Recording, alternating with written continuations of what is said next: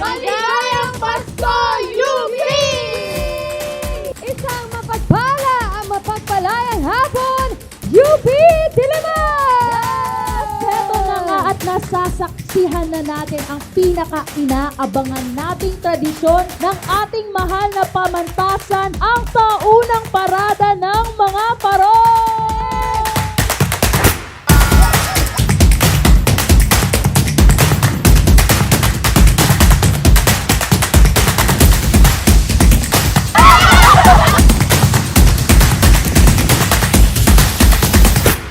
Yung Lantern Parade, nagumpisa noong 1922. At hindi dito yung nagumpisa. Sa UP Manila actually. Tapos noon, ang Lantern Parade, nagumpisa lang yung different shapes of parol.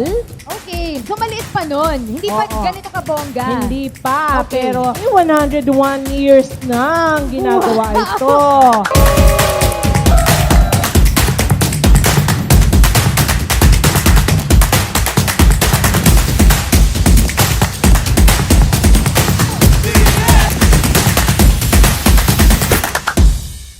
Para sa taong ito, ang tema natin ay Panibagong Lakas.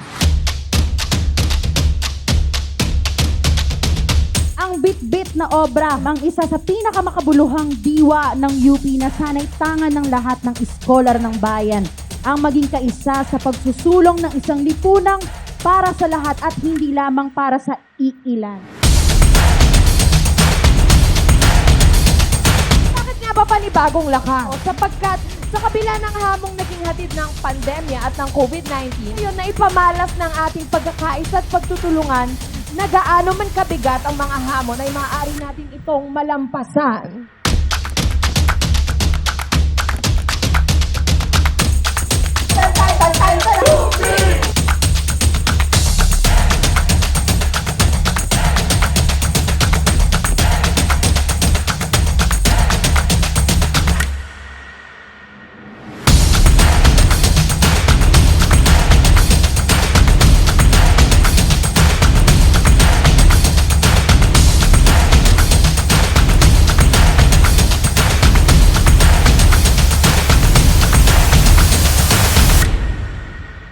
Maayong gabi. Bago pa man matapos ang gabing ito na puno ng gayak, talento at diwa ng pagkakaisa, ngayon pa lang sasabihin ko na successful kasi may nagbulong sa akin na statistics.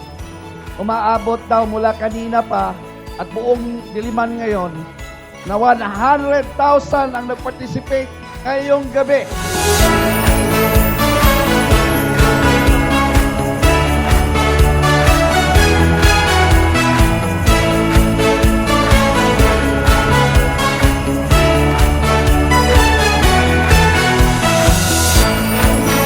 Naway, patuloy nating bagtasin ang hinaharap na dala, ang liwanag at lakas na nag-uugnay sa ating mga puso at diwa.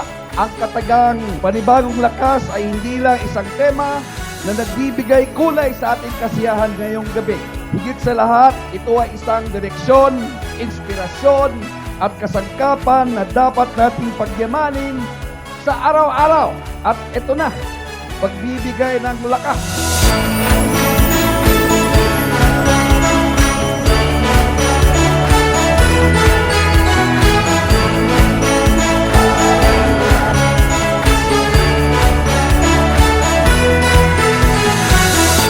Patuloy tayo ngayong gabi. Gusto ko lang naman pasalamatan ang lupod ng mga rehente na nagbibigay ng pagkataon na ating mga bahagi ito. Pero gusto ko rin pinakasalamatan ang inyong mga liger ng Union na nagsusumikap kasamang administrasyon ng sistema para magkaroon tayo ng ganitong agreement. At ito naman ay dulot ng inyong tiyaga at pagsisikap at sakripisyo para sa UP nating mahal. Maligayang Pasko sa ating lahat.